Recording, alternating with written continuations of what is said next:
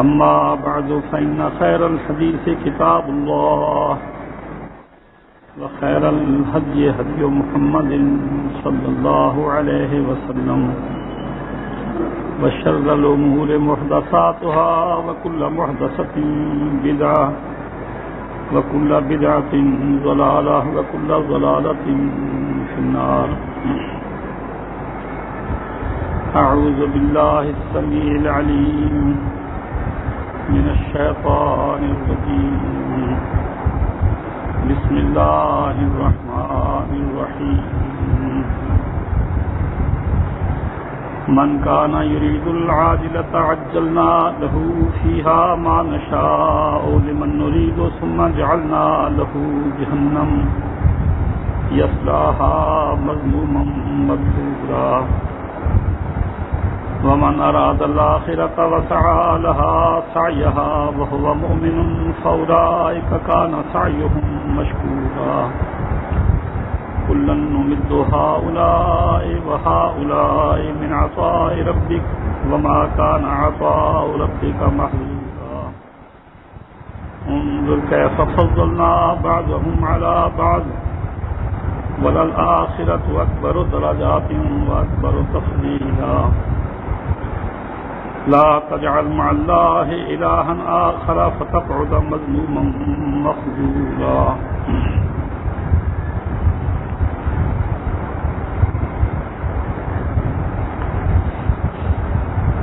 جب انسان اس دنیا میں آ جاتا ہے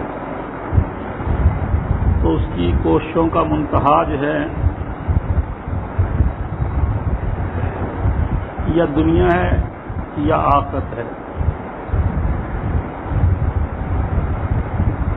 اسے خیال ہو یا نہ ہو بہرکیف نتیجہ یہی نکلے گا کہ اس کا کام جو ہے جو بھی وہ کرتا ہے یا تو اس کا اینڈ اس کا خاتمہ دنیا ہے اور یا وہ آگے چلے گا اس کی وہ کوشش جو ہے وہ آخرت کے لیے ہے. اور بعض جو ہیں باقاعدہ مقصود بنا کر کوشش کرتے ہیں کہ ہماری دنیا کی زندگی بن جائے. تھوڑا بہت خیال تو ہر ایک کو ہی ہوتا ہے اور نہیں تو اپنا گزارا یہ تو ہر ایک ہی سوچتا ہے کہ میرا گزارا اچھا معقول ہو, کم از کم میں اچھا کھا پی سکوں, میری رہائش جو ہے وہ اچھی ہو. اور جو ذرا پڑھے لکھے ہوتے ہیں ان کا تو مقصد ہی زندگی کا یہ ہے کہ ہم اس دنیا کی زندگی کو اپنے کمال پر پہنچائیں اور بہت اونچا سٹینڈرڈ ہمارا ہو. تو اللہ تعالیٰ نے دونوں صورتیں رکھی ہیں. من کان یرید العاجلۃ عجلنا لہ فیہا, جس کی زندگی کا مقصد یہ دنیا ہو اور اللہ نے اس دنیا کا نام عاجلہ رکھا ہے. عاجلہ کے میں نے عجلت سے نقد جو جلدی مل جائے روز کی روز. جیسے مزدور کو ایک کو تنخواہ ملتی ہے مہینے کے بعد, کسی کو مزدوری ملتی ہے ڈیلی روزانہ شام کو. تو اللہ نے دنیا کا نام عاجلہ رکھا ہے, نقد کا نقد یہی.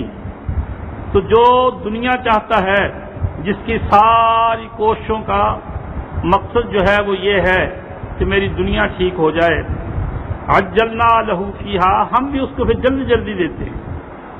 عجلنا لہ فیہا, ہم بھی اس کو دنیا میں جلدی جلدی دیتے ہیں, لیکن ہماری مرضی ہے. ما نشاء لمن نشاء, جو ہمیں دینا ہوتا ہے اور جس کو دینا ہوتا ہے, کیونکہ اللہ اپنی مرضی تو ہمیشہ رکھتا ہے. یہ تو ہے نہیں کہ اللہ کسی کے تابع ہو. کوئی دنیا چاہے تو اللہ اسے دنیا دے دے, کوئی آخرت چاہے تو بالکل اسے وہی مل جائے. بہرکیف اللہ بھی نیتوں کو دیکھتا ہے, اخلاص کو دیکھتا ہے, پھر اس کی کوششوں کو دیکھتا ہے.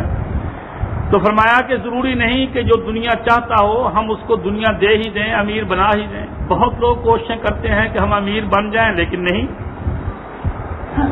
وہ غریب ہی رہتے ہیں. کئی کئی بھائی ہوتے ہیں سارے مل کر کام کرتے ہیں, پھر بیچاروں کو روٹی بھی نصیب نہیں ہوتی. تو فرمایا جو دنیا چاہتا ہے عجلنا لہ فیہا, ہم بھی اس کو دنیا جلدی دیتے ہیں. ما نشاء, جتنی ہم چاہتے ہیں. لمن نریدو, اور جس کو دینا چاہتے ہیں. لیکن پھر ثم جعلنا لہ جہنم, پھر اس کے لیے جہنم ہی جہنم ہے. کیونکہ جس نے اللہ سے دنیا مانگی، حالانکہ دنیا اللہ سے کو مانگنے والی چیز نہیں، دنیا میں تو اللہ نے اسے پیدا کر دیا ہے، دنیا میں اللہ نے اسے بھیج دیا ہے، جب اللہ نے اسے بھیجا ہے تو اللہ اسے دے گا بھی۔ دنیا کو مانگنے والی چیز نہیں ہے، مانگنے والی چیز تو آخرت ہے۔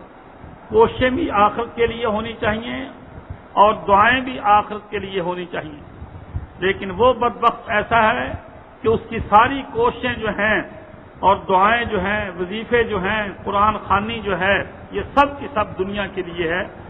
تو فرمایا کہ پھر ایسے کے ساتھ ہم یہی سلوک کریں گے کہ دنیا تو اس کی گزرے گی جیسی بھی گزرے گی، ثم جعلنا لہ جہنم، پھر اس کو ہم جہنم ہی دیں گے، یصلاھا، وہ اس جہنم میں داخل ہوگا، مذموماً، مذمت کیا گیا، لوگ بھی اس کو برا بھلا کہیں گے اور وہ خود اپنے نفس کو بھی کوسے گا، اپنے آپ کو بھی برا بھلا کہے گا کہ تو کیسا بدبخت تھا، تو نے کیوں نہ وقت پر سوچا، کیسا تو احمق تھا، کیوں اپنی زندگی کو برباد کیا۔ مدحورا، دھتکارا ہوا، پھٹکارا ہوا، ملعون، خدا کی رحمت سے دور، بہت ہی بدقسمت، اس بری حالت میں وہ دوزخ میں جائے گا۔ اس کے مقابلے میں ومن اراد الآخرۃ، جو آخرت کا ارادہ کرتا ہے اس دنیا میں رہ کر، جو آخرت چاہتا ہے اس دنیا میں آ کر، وسعی لہا سعیہا، اور پھر اس کے لیے کوشش بھی کرتا ہے جو آخرت کی کوشش ہے، وسعی، اور کوشش کرتا ہے، لہا، اس آخرت کے لیے، سعیہا، جو آخرت کی کوشش ہوتی ہے، وہو مومن، بشرطے کہ وہ مومن بھی ہو۔ اب کوئی آدمی آخرت چاہے کہ میری آخرت، ویسے ہر ایک آدمی چاہتا ہے کہ میں جنت میں چلا جاؤں، کون ہے جو یہ نہ چاہے کہ میں جنت میں نہ جاؤں؟ سبھی چاہتے ہیں کہ میں چلا جاؤں، میں چلا جاؤں، لیکن چاہنے سے تو کام نہیں نہ بنتا۔ تو اس کے لیے فرمایا کہ وسعی لہا سعیہا، ایک تو کوشش کرے جو آخرت کی کوشش ہے، اور دوسری بات شرط یہ ہے وہو مومن، بشرطے کہ اس کا ایمان بھی صحیح ہو۔ اگر ایمان صحیح نہ ہو تو پھر آدمی جو بھی کوشش کرے سب بیکار ہے۔ دیکھو دنیا کی کوششیں جو ہیں ان کے لیے کوئی شرط نہیں ہے، آپ کام کریں، کافر ہیں یا مسلمان ہیں، آپ کی محنت کو دیکھ کر اللہ تعالیٰ اگر چاہیں گے تو بدلہ دے دیں گے، لیکن آخرت کا معاملہ جو ہے اس کے لیے دیکھو ہندو کتنا کچھ کرتے تھے، یہ دوسرے مسلمان جو ہیں کتنا کچھ کرتے ہیں، لیکن کیا خیال ہے ہر ایک کو ثواب مل جائے گا؟ اس کے لیے شرط ہے کہ اس کا ایمان درست ہو۔ اگر ایمان درست نہ ہو تو کوئی کسی نیکی کا عمل جو ہے اللہ اس کی جزا اس کو اللہ نہیں دے گا، وہ سب عمل جو ہے ضائع ہو جائے گا۔ قرآن مجید میں کئی ایسی چیزیں لکھی ہوئی ہیں، آج کل ایک ورقہ سا پھر رہا ہے جس پہ انہوں نے 3 عمل لکھے ہوئے ہیں کہ 3 عمل کرنے سے، 3 کام کرنے سے آدمی کے سب عمل برباد ہو جاتے ہیں۔ حالانکہ قرآن مجید میں اور بھی بہت سی چیزیں ہیں، لیکن 3 تو بڑے مشہور ہیں۔ ایک تو شرک، اگر آدمی شرک کر لے تو سب عمل برباد ہو جاتے ہیں۔ ساری عمر نمازیں پڑھتا رہا ہو وہ ضائع، ساری عمر زکاتیں دی وہ ضائع، صدقے خیرات کیے وہ برباد، روزے رکھے وہ برباد، اور کوئی نیکی کی، کبھی حج کیا زندگی میں 1 مرتبہ یا 2 مرتبہ یا 4 مرتبہ، سب برباد۔ اگر شرک کر لیا تو جتنے عمل ہیں سب کے سب ایسے اڑ گئے جیسے راکھ سوا آندھی آئے تو اڑ جاتی ہے، بالکل نام و نشان کسی عمل کا نہیں ہے۔ اور یہ ایسا خطرناک معاملہ ہے کہ اللہ نے یہ تنبیہ نبیوں کو بھی کی ہے، لئن اشرکت لیحبطن عملک، اے نبی اگر تو نے شرک کیا تو تیرے عمل بھی برباد ہو جائیں گے۔ ولو اشرکوا لحبط عنہم ما كانوا یعملون، نبیوں کا ذکر کیا، بہت سے نبیوں کا، اس کے بعد فرمایا کہ اگر یہ نبی، یہ بڑے بڑے نبی سارے اگر یہ شرک کرتے تو ان کے بھی سب عمل برباد ہو جاتے۔ شرک ایسی بری چیز ہے، اور آج کل شرک اللہ اکبر اتنا عام ہے، اتنا عام ہے کہ جس کی کوئی حد نہیں۔ اور قرآن نے تو پہلے یہ بات کہی ہے وما یؤمن اکثرهم باللہ الا وهم مشرکون، اللہ پر اکثر ایمان لانے والے شرک کرتے ہیں۔ ایک تو وہ ہے نا جن کا ایمان سرے سے ہے ہی نہیں، ان کا تو خیر نام ہی کیا لینا۔ وہ لوگ جو اللہ پر ایمان رکھتے بھی ہیں ان کی اکثریت بھی مشرکوں کی، انہیں پتہ ہی نہیں، شرک کرتے رہتے ہیں۔ اور حدیث میں حضرت بکر صدیق سے روایت ہے کہ رسول اللہ صلی اللہ علیہ وسلم نے فرمایا کہ شرک تو آدمی سے اس طرح سے ہوتا ہے کیونکہ شیطان کو پتا ہے کہ شرک ایک ایسا گناہ ہے جس سے کہ اس انسان کو برباد کیا جا سکتا ہے، اس لیے شیطان سب سے زیادہ کوشش اس میں لگانے کی کرتا ہے۔ چنانچہ حدیث میں آتا ہے قیامت کے قریب جا کر شیطان بڑے بزرگ کی شکل میں، بڑے اچھے عالم کی شکل میں لوگوں کے پاس آئے گا اور انہیں ہٹائے گا زنا سے، چوری سے، رشوت سے، حرام خوری سے اور برے کاموں سے۔ حالانکہ یہ بڑے بڑے گناہ ہیں، ان سے ہٹا کر ان کو شرک کی طرف لگائے گا دین کے رنگ میں۔ اب دیکھ لو نا، پولیس والا ساری عمر پولیس میں گزارتا ہے، رشوت لیتا ہے، ظلم و زیادتیاں کرتا ہے اور پھر بڑھاپے میں تسلی پکڑ لیتا ہے اور بازاروں پر جاتا ہے۔ اب وہ سمجھتا ہے میں بہت نیک ہو گیا، حالانکہ پہلے بہت نیک تھا۔ جب وہ لوگوں پر ظلم کر لیتا تھا یا رشوت لیتا تھا اس وقت بہتر تھا، اب اس سے بھی کیا گزرا، اب بالکل برباد ہو گیا، لیکن پتہ بھی نہیں لوگوں کو۔ یعنی شیطان زنا سے، شراب سے، چوری سے اور گناہوں سے ہٹا کر شرک کی طرف لگائے گا، بشارتیں دے گا۔ چنانچہ دیکھ لو یہ بشارتیں، کبھی کسی کو کوئی بشارت دے دی، کسی کو کوئی بشارت دے دی، کسی کو کوئی بشارت دے دی، تو شرک کی طرف لگائے گا۔ وہ جانتا ہے کہ زنا سے بھی آخر کبھی نہ کبھی شاید معافی ہو ہی جائے، رشوت سے بھی معافی کی امید ہے اور گناہوں سے بھی کبھی نہ کبھی معافی کی امید ہے۔ شرک تو مہر لگ گئی، تھپا لگ گیا کہ کبھی معافی کا سوال ہی پیدا نہیں۔ شرک والا دوزخ سے کبھی نہیں نکلے گا، سوال ہی نہیں پیدا ہوتا کہ شرک والا کبھی نکل جائے۔ تو اس لیے شیطان اور گناہوں سے ہٹا کر شرک کی طرف لگائے گا۔ تو اگر انسان شرک کرتا رہے اور پھر یہ بھی سوچتا رہے کہ میری آخرت ٹھیک ہو جائے، میں جنت میں چلا جاؤں، تہجد بھی پڑھے، صبح کو اٹھ کر شور بھی مچائے، اللہ حق بھی بہت کرے، تسبیحیں بھی بہت گھمائے، جیسا کہ لوگوں کو عادت ہے، تو بظاہر تو لوگ کہیں گے کہ دیکھو جی کتنا نیک ہے، بڑا صوفی ہے، لنگر بھی لگا دے، سویلے بھی لگا دے، سارے کام کر دے۔ تو اللہ تعالیٰ فرماتے ہیں کہ ومن اراد الآخرۃ، جو آخرت کا ارادہ کرے، ضروری نہیں کہ اس کے ارادہ کرنے سے اس کی آخرت ٹھیک ہو جائے، وہ تو اگر ہم چاہیں گے، اور اس کی صورت کیا ہوگی، وسعیٰ لہا سعیہا، کوششیں وہ کرے آخرت کی جو مطلوب ہیں، جو آخرت کے لیے موضوع ہیں، جو آخرت کی خاص کوششیں ہیں، اور پھر وہو مؤمن، اس کا ایمان بھی صحیح ہو۔ میرے بھائیوں، ایمان جو ہے، ایمان کسے کہتے ہیں؟ ایمان کے میں نے دل سے تسلیم کرتے جانا سب سلسلے کو، کہ اللہ ہے، رسول ہیں، فرشتے ہیں، کتابیں ہیں، پھر اللہ نے کیا کہا ہے، جنت ہے، دوزخ ہے، آخرت ہے، حساب ہوگا، اعمال کا وزن ہوگا، پھر لوگ دوزخ میں جلیں گے، جنت میں عیش کریں گے، جو کچھ پیغمبروں نے کہا سب کچھ مانتے جانا دل سے، یہ ایمان ہے۔ کسی جگہ اڑ جانا اور انکار کر دینا یہ کفر ہے۔ نبیوں نے جو کچھ کہا ہے ان کی باتوں کو دل سے مانتے جانا یہ ایمان ہے، اور کسی جگہ جا کر اڑ جانا، رک جانا کہ نہیں یہ بات عقل نہیں مانتی، یہ کفر ہے، یہ ایمان ہے۔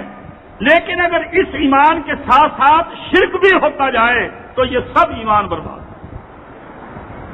آپ نے ٹھیک اللہ کو مانا، آپ نے ٹھیک فرشتوں کو مانا، دوزخ کو مانا، جنت کو مانا، حساب کتاب کو مانا، اعمال کے وزن کو مانا، سب کچھ آپ نے یہ تسلیم کر لیا، لیکن اس کے ساتھ ساتھ جہاں آپ نے اللہ کو پکارتے ہیں اس کے ساتھ ساتھ یا رسول اللہ بھی کہتے ہیں، بس اللہ رسول تو اس سے راضی ہو جائے۔ میری تو یہی دعا ہے کہ اللہ رسول تو اس سے راضی ہو جائے۔ یہ سریعن شرک ہے. کسی کو دعا دینا کہ پنجتن تجھ سے خوش ہو جائے، یہ کفر ہے، بالکل شرک ہے. اور پتہ ہی نہیں لوگوں کو، اور اس قسم کی باتیں عام ان کی زبان سے نکلتی ہیں. تو انسان کا جب تک ایمان خالص نہ ہو، ایمان جب تک خالص نہ ہو اس وقت تک ایمان کوئی فائدہ نہیں دیتا. ورنہ تھوڑا بہت ایمان تو صحیح ہر ایک کا ہوتا ہے. کون ہے دنیا میں جو اللہ کے ہونے کا انکار کرے؟ آخر پہلے لوگ جو ہیں یہودی، عیسائی، یہ وہ سارے کے سارے اللہ کو مانتے ہی رہے ہیں، اللہ کو مانتے ہیں، اس کی کتابوں کو، اس کے رسولوں کو، سب کو مانتے رہے ہیں. لیکن یہی خرابی کہ انہوں نے ملاوٹ کر دی، اور جہاں ملاوٹ آئی چیز خراب ہو گئی. دین میں جہاں ملاوٹ ہوئی دین برباد ہو گیا. وہ دین جو ہے پھر کسی کام کا نہ رہا. اللہ ملاوٹی دین کو تو قطعاً قبول کرتا ہی نہیں. مخلصین لہ الدین، قرآن مجید جا بجا وما امروا الا لیعبدوا اللہ مخلصین لہ الدین. ان کو تو حکم صرف یہی تھا کہ اللہ کی عبادت کریں دین کو خالص کر کے. اگر دین ذرا ملاوٹی ہو گیا پھر وہ جتنی مرضی ٹکرے مارے. ایک آدمی ساری رات عبادت کرتا ہے، اس کا دین خالص نہیں، اللہ اس کی عبادت کو دیکھتا بھی نہیں. تو اس کے لیے دیکھو نا یہاں یہ سب شرطیں قرآن مجید میں موجود ہیں. ومن اراد الآخرۃ، اور جو آخرت چاہتا ہو، آخرت کا ارادہ کرتا ہو، وسعی لہا سعیھا، اور کوشش کرے ہا کی ضمیر آخرت کی طرف، اور کوشش کرتا ہو آخرت کی کوشش، وہو مؤمن، اس حال میں کہ وہ مومن ہے. اور حال اپنے ذوالحال کے لیے قید ہوتا ہے، شرط ہوتا ہے، بشرطے کہ وہ مومن ہو ایمان کی حالت میں. اور ایمان سے مراد صحیح ایمان، خالص ایمان جو ملاوٹی نہ ہو. اپنے صحیح اور درست ایمان کے ساتھ وہ آخرت کی کوشش کرتا ہو، اور آخرت کی کوشش وہ ہوتی ہے جو نبی سے مصدقہ. دیکھیے یہ بات بہت دفعہ کہی گئی ہے اور لوگوں کو یہ سبق یاد نہیں، حالانکہ یہ سبق بنیادی طور پر یہ یاد ہونا چاہیے. عمل کے قبول ہونے کے لیے دو شرطیں ہیں میرے بھائیوں، اسے خوب نوٹ کر لو. عمل کے قبول ہونے کے لیے دو شرطیں ہیں. ایک تو اخلاص، کہ خالص اللہ کے لیے، کسی دوسرے کا اس میں کوئی دخل نہ ہو. دوسرے محمدی مہر اس پر ہو. اگر اس پر محمدی مہر نہیں ہے، محمد صلی اللہ علیہ وسلم کے طریقے پر نہیں ہے، آپ کی سنت کے مطابق نہیں ہے، تو پھر گیا، کوئی نمبر نہیں. بالکل اس کا کتنا بڑا ہو، کتنا اچھا ہو، کتنا اس پر خرچ ہو، کتنی آپ کی اس پر محنت ہو، بالکل برباد. یہ دو شرطیں ہر عمل کے ساتھ اس وقت موجود ہونی چاہیے. اور ظاہر بات ہے کہ عمل جو ہے یہ ایک بوٹا ہے. عمل جو ہے یہ ایک بوٹا ہے، اور بوٹا لگتا ہے ہمیشہ زمین میں. اور زمین کیا ہو؟ ایمان کی زمین ہو. جو بوٹا عمل کا ہو وہ ایمان کی زمین میں لگے. اگر ایمان صحیح نہیں تو جو اس میں بوٹا ہوگا عمل کا وہ بیکار ہے. اگر مثلا کسی کا ایمان درست بھی ہے، اگر کسی کا ایمان درست بھی ہے، مشرک وہ نہیں، وہ بالکل موحد ہے، ایمان اس کا خالص ہے، لیکن اس نے عمل کیا لوگوں کے دکھلاوے کے لیے، عمل برباد. زمین تو ٹھیک تھی لیکن جو بیج ڈالا وہ ناقص تھا، عمل گیا، برباد ہو گیا. یا اس نے کوئی کام کیا وہ حضور صلی اللہ علیہ وسلم کی سنت کے مطابق نہیں تھا. ویسے وہ آدمی ایمان اس کا درست تھا لیکن اس کا وہ عمل جو ہے وہ سنت کے مطابق نہیں تھا، وہ بوٹا نہیں لگے گا، وہ سوکھ جائے گا، وہ برباد کیا. تو باتیں تین ہو گئی. پہلے زمین تیار ہو ایمان کی، ایمان درست ہو، اور پھر اس ایمان کے اندر عمل ہو دو شرطوں کے تحت. خالصتاً لوجہ اللہ، صرف اللہ کو راضی کرنا مقصود ہو، کوئی دنیاوی مقصد نہ ہو، شہرت نہ ہو، اور کوئی دنیاوی مفاد پیش نظر نہ ہو، اور پھر سنت کے مطابق ہو. اگر یہ دو شرطیں ہوں گی تو عمل قبول ہوگا، ورنہ قصہ ختم ہے۔ اب اگر ان دونوں شرطوں کو دیکھ لیں اور پھر ایمان کو دیکھ لیں، پھر آپ جج کرتے جائیں، پھر آپ دیکھتے جائیں گے کہ کوئی صلاۃ سلام پڑھے، کیا ملے گا؟ چیٹو، کیا ملے گا؟ خاک۔ جاہل تو کہے گا جی ہاں ہاں دیکھو جی کتنی رات سے اٹھ کر صلاۃ سلام پڑھتے ہیں، کتنی محنت کرتے ہیں، لیکن علم والا جو ہوگا، سمجھ والا، وہ کہے گا اسے کیا خاک ملے گا، سوائے خدا کے عذاب کے اسے کچھ نہیں ملے گا۔ کیوں؟ ایک تو اس کا ایمان ہی ٹھیک نہیں، یہ ہے ہی بدعتی، دوسرے یہ درود نقلی پڑتا ہے، محمدی درود ہے ہی نہیں جس پر ٹھپا مہر محمدی ہو، یہ رولڈ گولڈ ہے، اصلی گولڈ ہی نہیں ہے، یہ تو دھوکہ کرتا ہے، یہ تو جال سازی ہے، یہ اصلی ہے ہی نہیں، اس کو ثواب ملے گا۔ یہ تو جب پکڑا گیا یہ تو مجرم ہے کہ اس کے پاس جعلی چیز ہے، دھوکے والی چیز ہے، تو لہذا آدمی کے دل میں فوراً نفرت بیٹھے گی، کبھی تعریف نہیں کرے گا، کبھی یہ نہیں کہے گا کہ یہ کام اچھا۔ اللہ حضرت اور بہت سے کام ہیں، جتنے بھی انسان دنیا کے سامنے عمل اس کے آئیں گے لوگوں کے، اگر وہ علم رکھتا ہوگا تو وہ بڑے آرام کے ساتھ دیکھ سکتا ہے، سوچ سکتا ہے، جج کر سکتا ہے کہ اس کی کیا قدر و قیمت ہو سکتی ہے، اس کا کیا نتیجہ نکل سکتا ہے۔ میرے بھائیوں، میں کیا عرض کروں، لوگوں نے اصل میں بات تو اصل بنیادی چیز تو یہ ہے کہ لوگوں کو اس دنیا میں رہتے ہوئے دین کی ضرورت ہی نہیں۔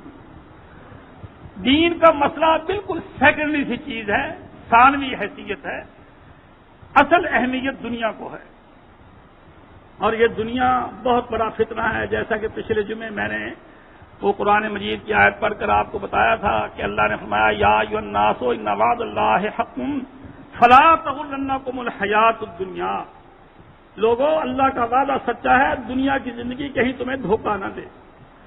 اور حضور جب معراج کو گئے، جبرائیل علیہ السلام براق لے کر آئے تو آپ براق پر چڑھنے لگے اور چل پڑے، تو پھر آوازیں آنی شروع ہوئیں، بے حد آوازیں، دائیں طرف سے آوازیں آ رہی ہیں، تھوڑے سے آگے گئے پھر بائیں طرف سے آوازیں آ رہی ہیں۔ اللہ کے رسول کچھ پریشان سے ہوئے کہ یہ شور، یہ آوازیں کیا ہیں؟ جبرائیل علیہ السلام نے کہا اے نبی بالکل پرواہ نہ کر، بس آپ نہ ان کو سنی ہوئی آوازوں کو انسنی کر دیں۔ پھر آگے تھوڑے گئے، پھر ایک بوڑھا آدمی آوازیں دے رہا ہے، پھر آپ کو حیرانی ہوئی کہ یہ کون ہے، اس کی طرف جبرائیل نے کہا نہیں کوئی ضرورت نہیں سننے کی۔ پھر آگے ایک بوڑھی عورت، بالکل بوڑھی کھوسٹ، وہ آوازیں دے رہی ہے۔ جبرائیل نے کہا اس کی آواز سننے کی بھی ضرورت نہیں، بس سب بیکار ہیں، آپ چلے آگے۔ تو اس طرح سے جبرائیل علیہ السلام ان کو نکال لے گئے۔ آخر اللہ کے رسول نے پوچھا اے جبرائیل یہ کیا تھا، یہ شور شرابہ، یہ آوازیں ساری کیا تھی؟ تو فرمایا، جبرائیل علیہ السلام نے بتایا کہ جب آپ چلنے ہی لگے تھے، دائیں طرف سے جو آوازیں آ رہی تھی وہ یہودیوں کی آوازیں تھیں کہ اس کو روک لو، محمد کو صلی اللہ علیہ وسلم، اس محمد کو روک لو، یہ معراج پہ نہ جائے۔ اور اسی طرح سے یہ یہودی آپ کی امت کو روکیں گے دین سے۔ جو بائیں طرف سے آوازیں آئی تھیں وہ عیسائیوں کی آوازیں تھیں، وہ بھی آپ کو روکنا چاہتے تھے کہ آپ اس معراج پر نہ جائیں۔ اور پھر اس سے آگے وہ جو بڈھا تھا وہ شیطان تھا، وہ شیطان آپ کو روکنا چاہتا تھا، اور وہ جو بڈھی تھی وہ دنیا تھی۔ اللہ نے اس دنیا کو بوڑھی عورت کی شکل میں پیش کیا، بوڑھی عورت کی شکل میں پیش کیا کہ بوڑھی ہو چکی ہے، پتہ نہیں کتنے اس نے ختم کیے ہیں، بالکل بیکار ہو چکی ہے، لیکن اب بھی جیسے چکلے میں پیشہ ور، اب کیا کریں، کمائی کا اور کوئی ذریعہ نہیں، وہ بھی سرخی پاؤڈر لگا کر بیٹھے گی کہ کوئی تو پھنسے گا۔ تو دنیا یہ کس کس کے ساتھ اس نے زنا نہیں کیا؟ اس دنیا نے فرعون کے ساتھ زنا نہیں کیا، اس دنیا نے قارون کے ساتھ ایرانہ نہیں لگایا، اس دنیا نے کس کس کے ساتھ یعنی برائی نہیں کی، لیکن سب کو بے وفائی، سب کو چلتا کیا۔ پھر کوئی نیا آ گیا اس سے یاری لگا لی، پھر کوئی اور آ گیا اس سے یاری لگا لی، پھر کوئی اور آ گیا اس سے یاری لگا لی، اور اب ہم ہیں، ہم بھی اسی دھوکے میں ہیں کہ دنیا میں پھنسے ہی پھنسے، پھنسے ہی پھنسے۔ اور ہے یہ کیا، اتنی پرانی کیا ہمارے باپ اور کیا ہمارے دادا اور کیا ہمارے پردادا اور کیا ہمارے نگر دادا، پتہ نہیں کب سے یہ ظالم چلی آ رہی ہے، لیکن اب بھی ہمیں جوان ہو کر اپنے آپ کو دکھاتی ہے اور پھانسنے کی کوشش کرتی ہے، اور دیکھ لو سب کو پھانس رکھا ہے، سب دنیا اسی کے پیچھے لگی ہوئی ہے۔ تو یہ دنیا کا فتنہ بہت بڑا فتنہ ہے، یہ ایسا فتنہ ہے کہ ہمیں دین کے بارے میں یہ دنیا سوچنے دیتی ہی نہیں، ورنہ اگر ہم دین کے بارے میں سوچیں تو یقیناً ہم سمجھ جائیں۔ پہلے دن سے ہمارے دل میں یہی خیال ہوتا ہے کہ زندگی بناؤ، کسی طرح سے زندگی بناؤ، اپنی دنیا کی زندگی بناؤ، اپنے بچوں کو ترقی دو، خود ترقی کرو، اپنی کمائی کو بڑھاؤ، اپنی دولت کو بڑھاؤ، اپنے مربے، ذمہ دار ہے تو مربے اس کے وہ بڑھاتے چلے، اور اگر کوئی شہری ہے کارخانہ دار تو کارخانے پہ کارخانہ، ایک مل لگائی پھر دوسری لگا رہا ہے، پھر حوث ہے کہ تیسری بھی میں ہی لگا لوں، چوتھی بھی میں ہی لگا لوں، اور اگر سیاست میں ہے تو پھر پہلے چھوٹی سی لیڈری، پھر اس سے بڑی، پھر اس سے بڑی، پہلے یہاں کا بن گیا چیئرمین بلدیہ کا، پھر یہاں کا، اس سے ذرا پھر اوپر اور ہاتھ پڑ جائے، پھر اس سے اوپر اور ہاتھ پڑ جائے، اور پھر خواب دیکھتا ہے کہ شاید پرائم منسٹر بن جاؤں، شاید کبھی صدر ہی بن جاؤں۔ اسی کی حوث اور اسی کی یہی ترقی، دن رات یہی سوچنا، دین کا تو خیال ہی نہیں کہ دین چیز کیا ہے، کب اس کے لیے سوچنے کا موقع ملتا ہے، کب اس کو سمجھنے کا موقع ملتا ہے۔ ورنہ اگر آدمی اس دین کو سمجھنے کی کوشش کرے تو پھر یہ کوئی مسئلے مشکل نہیں، پھر تو یہ سب باتیں سمجھ میں آ سکتی ہیں۔ یہ جو اب ہم کہہ دیتے ہیں نہیں کیا کہیں سمجھ میں نہیں آتا، مولوی اتنے مولوی ہیں، وہ ادھر کھینچتا ہے وہ ادھر کھینچتا ہے، کس کو سچا کہیں کس کو جھوٹا کہیں۔ اب یہ اتنے بڑے امام گزرے ہیں وہ غلط تھے، کبھی کوئی اڑونی اڑاتے ہیں، کبھی کوئی بہانہ بناتے ہیں، کبھی کوئی بہانہ بناتے ہیں۔ اصل میں بات کیا ہے کہ ذہن صاف نہیں ہے، ذہن صاف نہیں ہے، اور صحیح سوچنے کی نیت ہی نہیں ہے، اور کوئی قطعی فیصلہ کرنے کے لیے ذہن آمادہ ہی نہیں ہوتا۔ فالتو سی چیز ہے، ادھر چلے گئے یا ادھر چلے گئے، کیا فرق پڑتا ہے؟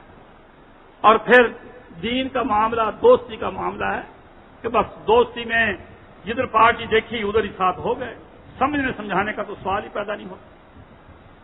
تو اللہ تعالیٰ نے قرآن مجید میں یہ بات بیان کی کہ لوگوں دیکھ لو تم دنیا میں آ گئے ہو، یہ دنیا تو تم بالکل کوئی حرکت نہ کرو پھر بھی ختم ہو جائے۔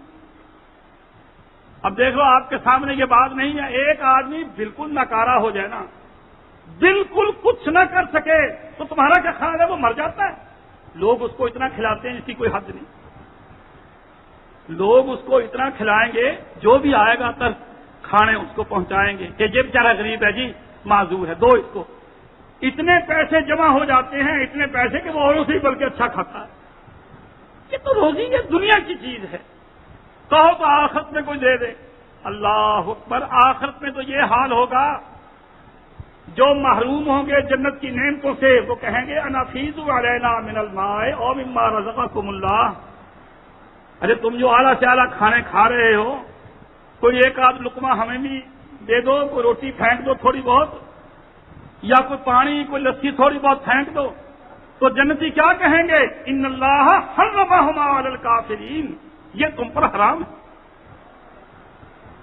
اب یہاں آپ کھانا کھا رہے ہوں، چوڑا آ جائے، چمار آ جائے، کافر آ جائے، گندے سے گندا آ جائے، برے سے برا آ جائے، اور وہ آ کر روٹی مانگ لے تو آپ دینے کو سعادت سمجھیں گے، بیٹھ جا بیٹھ جا بھائی بیٹھ جا بیٹھ جا، اسے ایک دو روٹیاں دے دینا، اس کو کھانا کھلا دینا، اس کا پیٹ بھر دینا، ہر آدمی کر لیتا ہے۔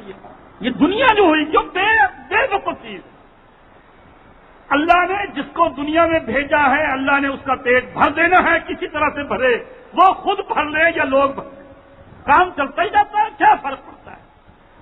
یہ دنیا تو اگر آپ کچھ بھی نہیں کریں گے اللہ نے پھر بھی اس کو پورا کر ہی دینا ہے۔ جب دنیا میں جو آ گئے، اب کرنا ہمیں یہ ہے کہ اب آپ دنیا میں آ گئے ہیں، اس دنیا میں آ کر اس دنیا کی فکر نہ کریں، آخرت کی فکر کریں۔ عقل مندی یہ تو زندگی بہت تھوڑی دیر کی ہے، بہت تھوڑی دیر کی زندگی، 60 سال جیسا کہ اللہ کے رسول نے فرمایا ہے 60 سال کی ہے، بس اس کے بعد پھر ختم معاملہ اور یہ گزر ہی جائے گی۔ لیکن وہ زندگی کوئی 1 سال نہیں، کوئی 2 سال نہیں، کوئی 60 سال نہیں، کوئی 100 سال نہیں، کوئی 1000 سال نہیں، کوئی 1,00,000 سال نہیں، کوئی 2,00,000 سال نہیں، میرے بھائیوں وہ کبھی ختم ہوگی ہی نہیں۔ اللہ کہتا ہے اس کی فکر۔ اب وہ کتنا بڑا بیوقوف ہے، اللہ نے اسی لیے دنیا قرآن مجید میں فرمایا سورہ نجم میں فَأَعْرِضْ عَمَّنْ تَوَلَّىٰ، فَأَعْرِضْ اے نبی تو منہ موڑ لے کس آدمی سے، عَمَّنْ تَوَلَّىٰ عَنْ ذِكْرِنَا، جو ہمارے ذکر سے منہ موڑتا ہے تو بھی اس کی پرواہ نہ کر۔ وَلَمْ يُرِدْ إِلَّا الْحَيَاةَ الدُّنْيَا، جو صرف دنیا کی زندگی بنانا چاہتا ہے تو اس کی طرف دیکھ نہیں، وہ بہت برا ہے۔ جس کے پیش نظر صرف دنیا ہے کہ دنیا کماؤں دنیا کماؤں دنیا کماؤں، اور جو آدمی یاد رکھ لو، جو آدمی دنیا کے دھندوں میں کہے کہ جی کیا کریں فرصت نہیں ملتی نماز، وہ بڑا ہی بدبخت انسان، وہ بہت ہی بدبخت انسان ہے جو نماز کے بارے میں یہ کہہ دے کہ جی کیا کریں فرصت نہیں ملتی۔ جو اصل مقصود تھا جس کے لیے اللہ نے اس کو بھیجا تھا، اس کو اس نے پس پشت ڈال رکھا ہے، اور دنیا کو اس نے اتنا بڑھا رکھا ہے، اتنا بڑھا رکھا ہے جس کی کوئی حد نہیں۔ تو میرے بھائیوں، اگر ذہن صاف ہو جائے، اگر ذہن صاف ہو جائے، انسان اس دنیا کی حقیقت کو سمجھ لے، تو پھر یہ حالت کبھی نہ ہو جو ہماری اس وقت ہے۔ اب ہمارے لیے سب سے مشکل مسئلہ کیا بن گیا ہے کہ پہلے تو ہم یہ فیصلہ نہیں کر پاتے کہ دین کھرا کیا ہے، کس کو سچا کہیں کس کو جھوٹا کہیں۔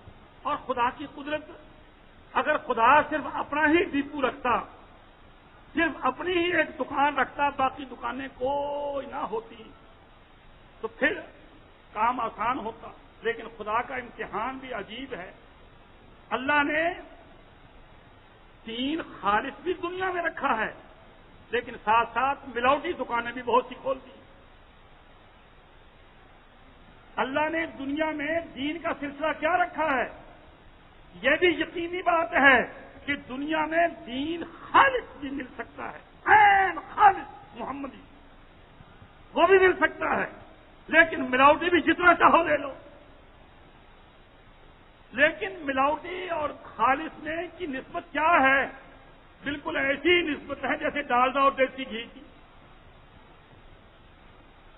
اب کوئی 1000 کہے کہ یہ خالص اور بالکل دیسی گھی ہے، لیکن اب بناسپتی اتنا عام ہو گیا ہے، اتنا عام ہو گیا ہے کہ اول تو لوگ کہتے ہیں اس کی ضرورت ہی نہیں، چھوڑو ہمارا کام تو چل ہی رہا ہے۔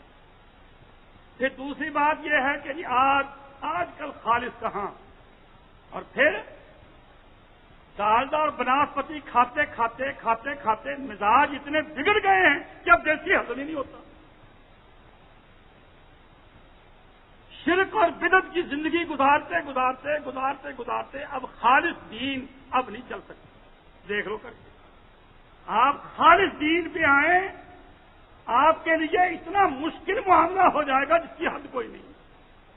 آپ کہیں گے کہ توبہ توبہ، لوگ رہنے نہیں دیتے، نقلی سا دین بنا لیں، ملا جلا سا نقلی سا دین بنا لیں، کوئی کچھ نہیں کہے گا۔ خالص دین بنائیں، دیکھیں لوگ کتنی انگشت نمائی کریں گے۔ پہلے تو داڑھی رکھنا کتنا مشکل ہے، داڑھی رکھنا کتنا مشکل ہے۔ جو ہی داڑھی رکھی، سوسائٹی ایک سوسائٹی گئی، جو سوسائٹی غالب ہے، جو سوسائٹی غالب ہے وہ گئی۔ اب آپ یہ قربانی آپ نہیں کر سکتے کہ اتنی بڑی سوسائٹی کو جو غالب ہے اس کو چھوڑ کر مولویوں والی سوسائٹی میں آ جائیں۔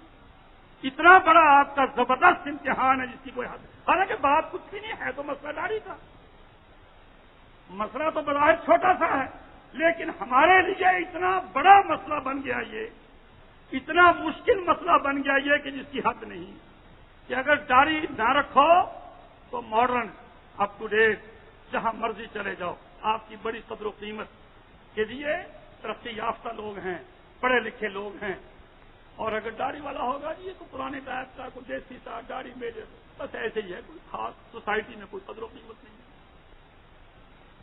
یہ مسئلہ کتنا ٹیڑھا ہو گیا، یہ تو ایک دنیا کی عام شکل ہے۔ اور پھر جب نماز کی طرف آ جائیں، اگر رفع یدین کرنے لگ جاؤ تو پھر کسی مسجد میں نماز پڑھنا آپ کے لیے مشکل ہے۔ حالانکہ رفع یدین ایک سنت ہی ہے، لیکن جو ہی آپ نے رفع یدین کی بس سارے شیعہ تو خیر آپ کو جو کہیں گے سو کہیں گے، وہ تو پہلے سے ہی آپ کو ہیں کہ یہ سب سنی ہیں۔ دوسرے بھائی جو ہیں دیوبندی بریلوی سب ہیں، دیکھو شیعہ کی طرف سے ہاتھ مارتا ہے، جب وہ پیٹیں تو یہ سنی ان کے ساتھ، جب یہ رفع یدین کرے تو اس کو شیعہ بتاتے ہیں۔ رفع یدین کرنا اس قدر بھاری ہو گیا ہے جس کی کوئی حد نہیں، حالانکہ جیسی سنت جاری رکھنا ہے اور حدیثوں سے ثابت ہے، بالکل اسی طرح سے رفع یدین کی سنت ہے جو حدیثوں سے ثابت ہے۔ بخاری شریف میں، مسلم شریف میں، صحاح ستہ میں اللہ کے رسول کا عمل، صحابہ کا عمل تواتر کے ساتھ یہ موجود ہے۔ لیکن آج اس سنت پر عمل کرنا اتنا مشکل ہو گیا ہے، اتنا مشکل ہو گیا ہے کہ ہم نے دیکھا ہے کہ بعض بڑے بڑے زبردست مولوی، اہل حدیث مولوی جب کبھی دیوبندیوں میں اور بریلیوں میں جاتے ہیں تو رفع یدین چھوڑ دیتے ہیں۔ کیوں؟ لوگ کیا کہیں گے، شرم کے مارے وہ رفع یدین کرتا ہی نہیں۔ ہم نے سوسائٹیوں میں دیکھا ہے، دفتروں میں ادھر ادھر کو پارٹی ہو جائے تو اور ایسا موقع آ جائے تو وہاں ڈھیلا اہل حدیث فیل ہو جاتا ہے، وہ رفع یدین دھکے مارے کرتا ہی نہیں، کہ لوگ کہیں گے جی یہ اہل حدیث ہے، اور اہل حدیثوں کو تو لوگ وہابی کہتے ہیں، اور وہابی تو بڑے بدنام ہیں اور بہت برے سمجھے جاتے ہیں، اس لیے وہ چھپنے کی کوشش کرتا ہے اور اس سے ننگا ہوتا ہے، اس سنت سے اللہ اس کو ننگا کرتا ہے۔ وہ کہتا ہے نا یا اللہ مجھے ڈھکا ہی رہنے دے، مجھے چھپا ہی رہنے دے، اتنی جان مجھ میں نہیں، وہ اپنا چھپ چھپا کر گزارا کرتا ہے۔ اور اگر دین کو سمجھتا ہو انسان کہ دین چیز کیا ہے اور یہ دنیا چیز کیا ہے، یہ دنیا کب تک ساتھ دے گی؟ یاد رکھو، اللہ اکبر، ایک آدمی مر جاتا ہے، سارا شہر اس کے جنازے میں جاتا ہے، سارا شہر اس کے جنازے میں جاتا ہے۔ وہ کوئی سیاسی لیڈر کا آدمی ہے، سیاسی لیڈر ٹائپ کا کوئی آدمی ہے، سارا شہر اس کے جنازے میں جاتا ہے، لیکن اللہ کے نزدیک اس کی کوئی قدر و قیمت نہیں۔ لوگ تو اس کی بڑی عزت کریں گے، لیکن جب وہ مرے گا تو اللہ کے ہاں اس کی کیا قدر و قیمت ہے؟ خاک برابر بھی اس کی قدر و قیمت نہیں۔ دنیا میں کتنی اس کی عزت، لیکن اللہ کے نزدیک اس کی کوئی عزت نہیں۔ تو یہ دنیا کا معاملہ جو ہے صرف اسی حد تک ہے جب تک ہم نے دین کو نہیں سمجھا۔ جب ہم دین کو سمجھ لیں تو پھر اس کے بعد دین کا معاملہ بہت آسان ہو جاتا ہے کہ دین یہ چیز ہے۔ تو میں نے جیسے عرض کیا، یہ 4 بڑے پھندے ہیں جو جب آپ معراج پہ گئے، جنہوں نے آوازیں نکالی اور اللہ کے رسول کو روکنے کی کوشش کی، ایک یہودیت اور عیسائیت۔ چنانچہ دیکھ لو مسلمانوں کو اب ہمیں کس چیز نے برباد کیا ہے؟ جو ہم میں سے پرانے ٹائپ کا آدمی ہے اس کو تو شرک اور بدعت لے بیٹھے، جو پرانے ٹائپ کا ہے ہم میں سے اس کو تو شرک اور بدعت لے بیٹھے، اور جو ہم میں سے پڑھا لکھا ماڈرن ہے اس کو یہ نئی تہذیب جو کہ یہودیت اور عیسائیت کا اثر ہے وہ لے بیٹھے۔ یہ اسلام۔ اب آپ اندازہ تو کریں کہ آج کل کا مسلمان پڑھا لکھا جو ہی اس نے تعلیم حاصل کی وہ یہودیت اور عیسائیت کے قریب ہو گیا، اس کو اسلام کی تہذیب اچھی نہیں لگتی، وہ سیدھی سادھی اسلامی زندگی گزارنا ہی نہیں چاہتا۔ اب یہ داڑھی منڈانا کن کا طریقہ ہے؟ داڑھی منڈانا کن کا طریقہ ہے؟ یہ انگریزوں کا، عیسائیوں کا طریقہ ہے۔ اب ہم اس میں مجبور ہیں، بالوں کو الٹا سیدھا رکھنا، حالانکہ حدیثوں میں آتا ہے بال سارے کٹواؤ، سارے منڈواؤ یا رکھو پورے سر کے بال۔ اب یہ کوئی کٹ آگے سے بڑھانا، پیچھے سے کٹانا، ادھر سے کٹوانا، ادھر سے ترشوانا، کوئی شکل عجیب بنانا، یہ سب طریقے کن کے ہیں؟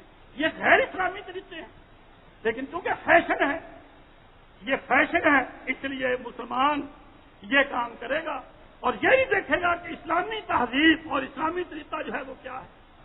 اسی طرح سے کپڑے پہننا، ہم کپڑے وہ ترجیح دیتے ہیں، ان کپڑوں کو ترجیح دیتے ہیں، یہ نہیں جو ہمارا ملکی لباس ہو یا کوئی اسلامی لباس ہو، ہم اس لباس کو ترجیح دیتے ہیں جو انگریز سے ملتا جلتا لباس۔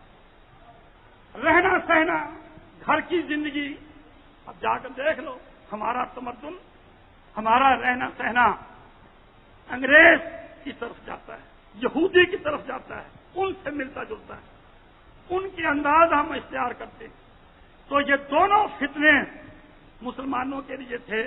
جیسے میں نے آپ کو بتایا کہ جب آپ براق پر چڑھے اور جبرائیل علیہ السلام آپ کو لے کر چلنے لگے تو دائیں طرف سے آوازیں آئیں آپ کو روکنے کے لیے، جیسے کو رکو رکو، ٹھہر ذرا ٹھہرو، میری بات سنو، ہماری بات سنو، ہماری یوں۔ جبرائیل علیہ السلام نے کہا اے محمد رکنا نہیں، چلو، آپ بالکل ان آوازوں کی پرواہ نہ کریں۔ تھوڑے سے آگے گئے، پھر بائیں طرف سے آوازیں آئیں، انہوں نے بھی روکنے کی کوشش کی۔ جبرائیل علیہ السلام نے کہا ان آوازوں کی پرواہ نہ کریں، رکنا نہیں، آگے چلو۔ جب آپ نے پوچھا کہ یہ کون تھے، فرمایا دائیں طرف سے یہودی بول رہے تھے اور بائیں طرف سے عیسائی بول رہے تھے، اور یہ آپ کو روک رہے تھے، اور یہ آپ کو روکنا آپ کی گویا امت کو روکنا ہے۔ اب آپ تو اولو العزم پیغمبر ہیں، ان کے پھندے میں نہیں آئے، اب آپ کی امت جو جو آپ سے ہٹتی جائے گی ان کا شکار ہوتی جائے گی۔ تو آج میرے بھائیوں توجہ سے سن لو، جو آدمی جتنا محمد صلی اللہ علیہ وسلم کے قریب ہوگا اتنا یہودیت اور عیسائیت سے بچ سکے گا، جو جتنا محمد صلی اللہ علیہ وسلم سے دور ہوگا اتنا یہودیت اور عیسائیت کے پھندے میں اس کو آزما کر دیکھ لیں۔ اس سے آگے پھر جب چلے تو پھر ایک بوڑھا مل گیا جو آوازیں دے رہا تھا، اس پر بھی آپ نہیں رکے، جبرائیل علیہ السلام نے نہ رکنے دیا۔ تو رسول اللہ صلی اللہ علیہ وسلم نے پوچھا کہ اے جبرائیل یہ بوڑھا کون ہے جو آوازیں دے رہا ہے، ہمیں روک رہا ہے؟ جبرائیل علیہ السلام نے کہا یہ شیطان ہے، اس کو تکلیف ہو رہی ہے۔ اگر مسلمان ترقی کرے، کیونکہ آپ سمبل ہیں، آپ مسلمانوں کے نبی ہیں، آپ معراج پہ جا رہے ہیں، آپ کو تو اللہ تعالیٰ ایکچولی معراج کروا رہا ہے کہ اللہ سے ملاقات ہوگی آسمانوں پر جا کر، اور وہاں سے آپ تحفہ کیا لے کر آئے؟ نماز کا، اور نماز کا بندہ زمین پر خدا سے مل لیتا ہے۔ معراج پہ آپ گئے تو اللہ نے اپنے نبی صلی اللہ علیہ وسلم کو یہ ایک ترقی دی کہ وہاں جا کر ملاقات ہوئی خدا سے، وہاں سے تحفہ جو لائے وہ یہ نماز کی فرضیت تھی۔ یہ جو 5 نمازیں فرض ہوئی ہیں یہ اسی موقع پر فرض ہوئی ہیں۔ اور نماز کی حقیقت کیا ہے میرے بھائیوں؟ نماز کی حقیقت یہ ہے، جیسا کہ مقولہ مشہور ہے، الصلاۃ معراج المومنین، نماز مومن کا معراج ہے۔ یہ مقولہ کیوں مشہور ہے؟ یہ اس اعتبار سے کہ جیسے حضور کو معراج ہوا، آپ نے کسی کی آواز نہیں سنی، چلے گئے حتیٰ کہ جا کر اللہ سے ملاقات۔ اسی طرح سے نمازی جب اللہ بلا لیتا ہے حی علی الصلاۃ حی علی الفلاح کہہ کر، نہ وہ بیوی کی آواز سنتا ہے، نہ وہ کسی اور کی بات سنتا ہے، سب کو پیچھے چھوڑ کر خدا سے ملاقات کرنے کے لیے آ جاتا ہے، اور پھر خدا کے سامنے آ کر کھڑا ہو جاتا ہے، خدا سے بات چیت کرتا ہے۔ اور نماز کیا سبق دیتی ہے؟ اللہ اکبر! اب آپ سوچ لیں، آج کل کا بدعتی اور مشرک یہ کچے عقیدے کا، کچے ایمان کا کیا کہتا ہے کہ جب تک سیڑھی نہ لگائیں کوٹھے پر نہیں چڑھ سکتے، جب تک مرشد نہ پکڑیں اللہ سے بات نہیں کر سکتے۔ لیکن جب خدا بلا کر نماز میں کھڑا کر دیتا ہے، اس سے پوچھے کہ نماز میں تو اللہ سے باتیں کرتا ہے، مرشد کہاں ہے؟ نماز پڑھتے ہوئے کہیں تیرے مرشد کو درمیان میں ڈالا جاتا ہے؟ ساری نماز شروع سے لے کر آخر تک دیکھ لیں، کوئی واسطہ، کوئی پیڑھی، کوئی سیڑھی، کوئی واسطہ، کوئی ذریعہ ہے؟ ڈائریکٹ اللہ اور بندہ دونوں کام ہی نہیں، اللہ سنتا ہی نہیں ہماری، تو اس کی نماز کبھی قبول ہو سکتی؟ کیا اس نے خاص نماز پڑھی؟ جس کا پھر بھی یہ تصور رہے، جو نماز پڑھ کر بھی کہتا ہے کہ اللہ میری تو سنتا ہی نہیں، تیروں کا ہی سنتا ہے، اسی لیے میں ان کے مزاروں پر جاتا ہوں، ان کے ستھانوں پر جاتا ہوں، تو اس کی نماز کیا خاک نماز ہوگی؟ کیا نماز اس کی ہوگی؟ کوئی اس کی نماز نہیں۔ نماز پہلا سبق یہی سکھاتی ہے کہ اے بندے دیکھ، جب مجھے اپنا کلام پہنچانا تھا، جب مجھے اپنا کلام پہنچانا تھا، اس وقت تو میں نے ایک نبی منتخب کیا، کیونکہ میں ہر ایک سے کلام نہیں کرتا، میں نے محمد کو منتخب کیا صلی اللہ علیہ وآلہ وسلم، میں نے اس سے کلام کیا، اس پر اپنا کلام نازل کیا، اس کے ذریعے سے تمام دنیا والوں کو میں نے اپنا پیغام پہنچا دیا۔ اب جب سب کو حقیقت حال معلوم ہو گئی، میرے متعلق لوگوں کو علم حاصل ہو گیا، اللہ کی معرفت حاصل ہو گئی، اب میرے اور بندے کے درمیان کوئی چیز نہیں، بندے کو جب پکارنا ہو وہ ڈائریکٹ آ کر مجھے پکارے، درمیان میں کوئی نہیں آتا،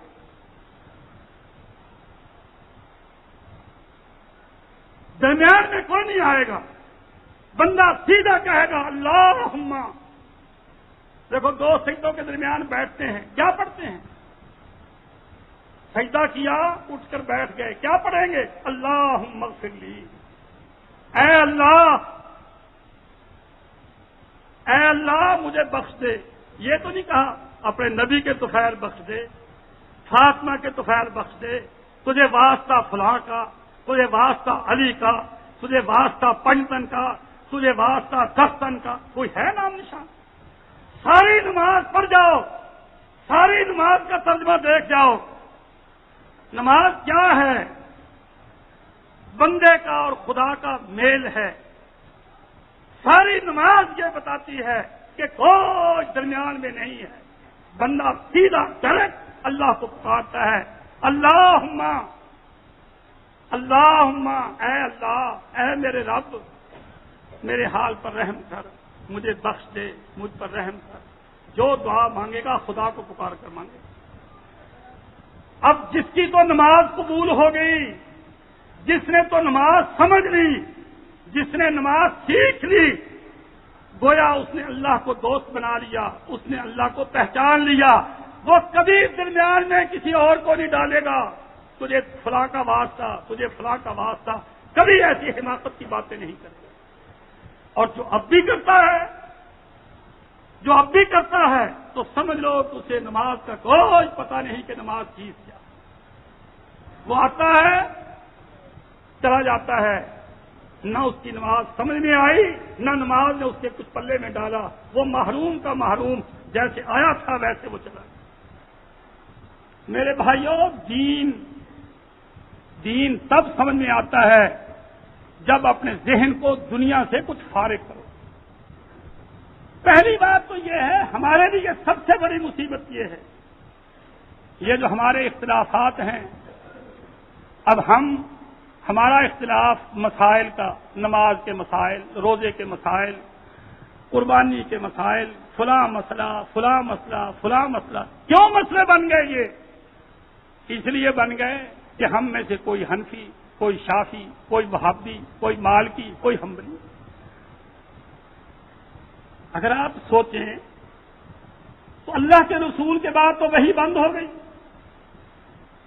اللہ کے رسول کے بعد تو وہی بند ہو گئی۔ حضور جب فوت ہو گئے تو ایمن جو دائی تھی، حضرت عمر حضرت صدیق گئے تو وہ بیچاری بہت رو رہی ہے، بہت رو رہی ہے۔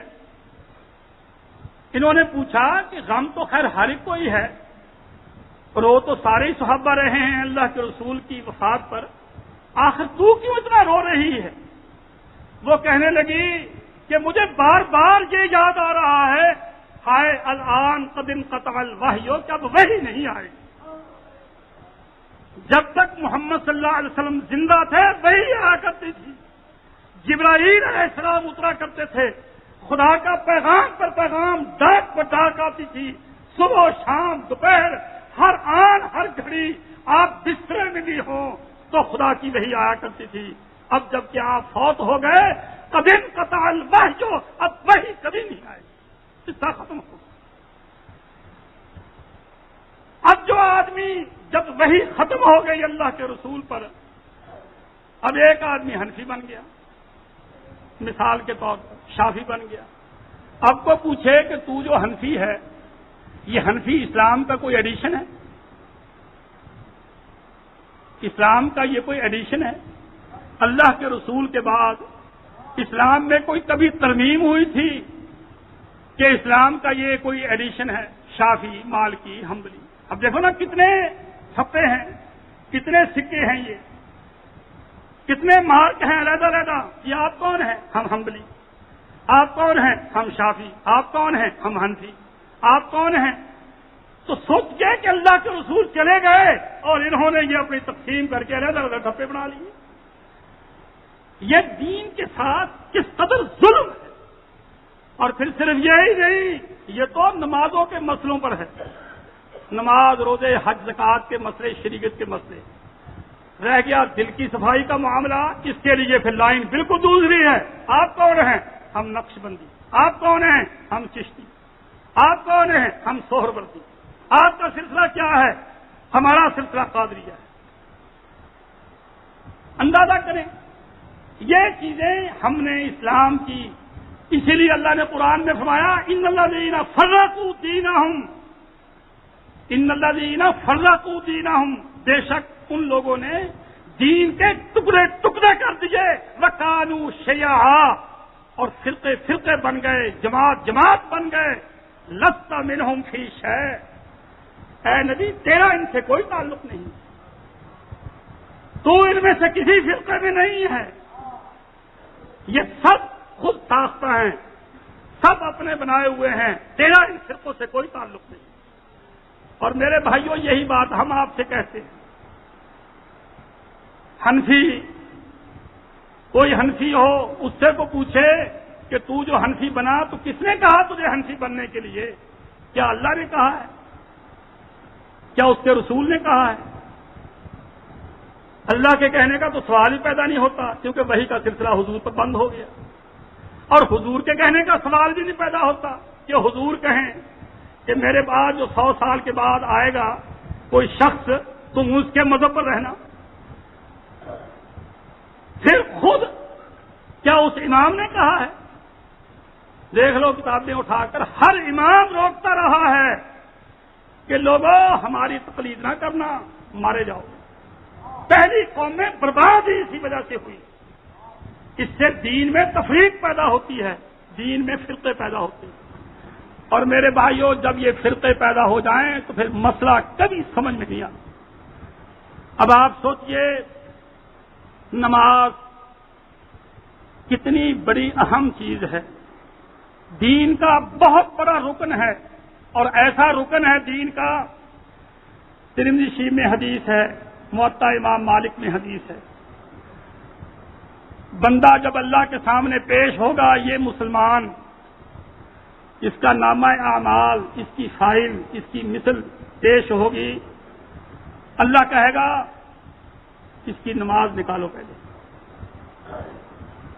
میں اس کی پہلے نماز دیکھوں گا. اگر وہ نماز میں پاس ہو گیا تو پھر خدا اس کے روزے کو دیکھے گا، اس کی زکوٰۃ کو دیکھے گا، اس کے حج کو دیکھے گا، اس کے کسی اور عمل کو دیکھے گا. اور اگر وہ نماز میں فیل ہو گیا تو خدا کہے گا کینسل، اسے واپس کر، ختم. اس کے عملوں میں سے کسی عمل کو دیکھا ہی نہیں جائے گا اگر وہ نماز میں فیل ہو جائے گا. نماز اتنا بڑا اہم معاملہ ہے، لیکن اب ہمارے لیے مصیبت بنا ہوا ہے. نماز کیسی؟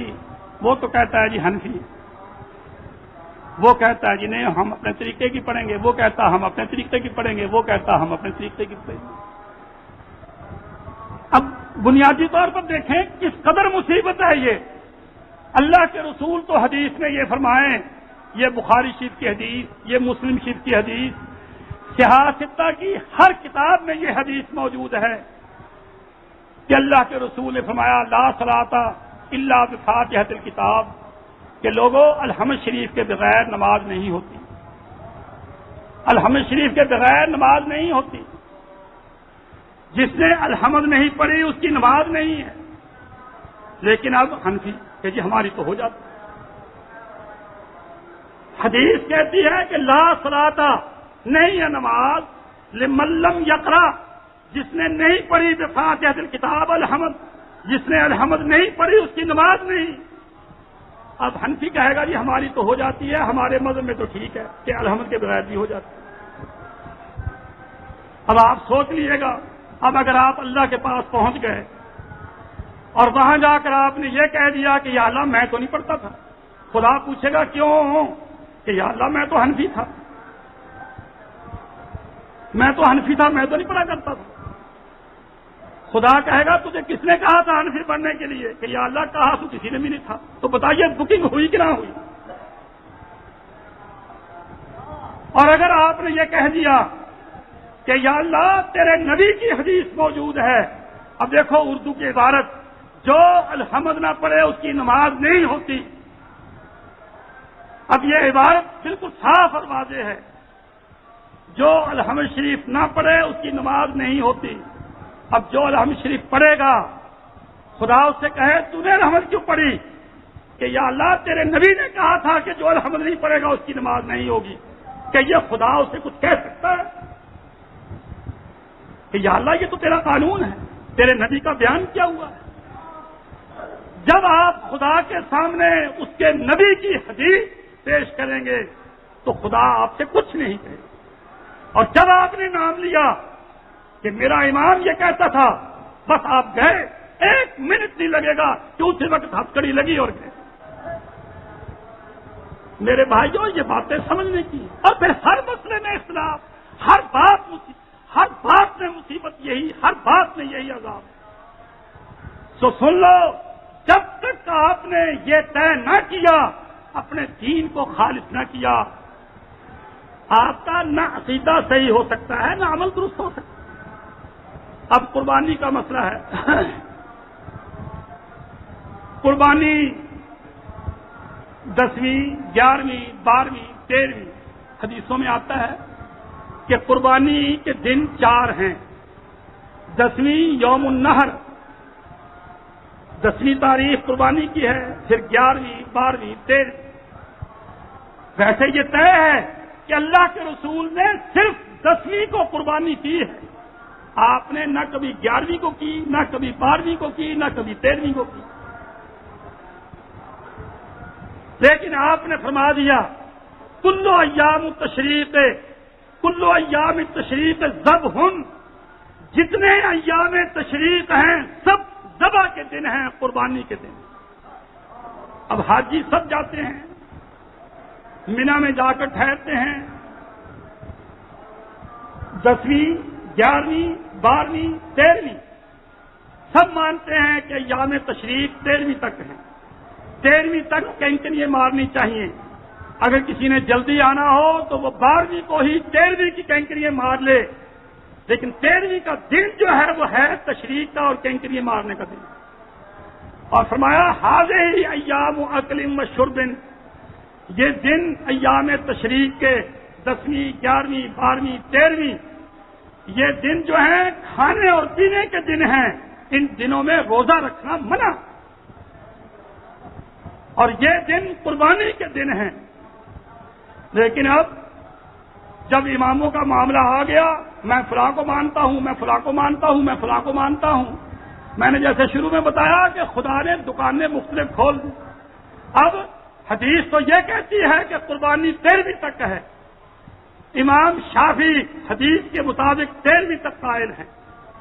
شافعی جو ہیں وہ تو 13ویں تک قربانی کرتے ہیں، حنفی جو ہیں وہ 12ویں تک کرتے ہیں، اور کوئی 10ویں تک ہی کرتا ہے. لیکن اللہ کے رسول کا فرمان کیا ہے اللہ کے رسول کا فرمان ہے کہ 13ویں تک ہے، اگرچہ آپ نے 13ویں کو کی نہیں، آپ نے صرف 10ویں کو کی ہے، جیسا کہ نماز کا وقت اب نماز کا ایک وقت ہوتا ہے اول، نماز اول وقت پڑھنی ہے، لیکن کب تک وقت ہوتا ہے؟ مثلا ظہر کا وقت جو ہے فرض کی جگہ 1 بجے ہو گیا، 1 بجے ہو گیا، اور آپ نے سوائے ایک موقع کے کبھی 2 بجے نماز نہیں پڑھی ساری زندگی میں،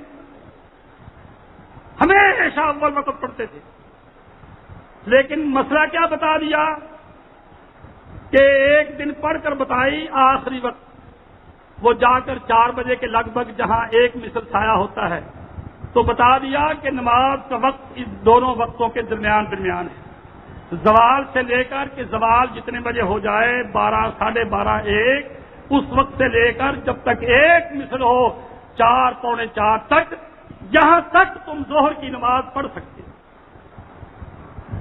اب جو دیکھنا بتا دیا یہ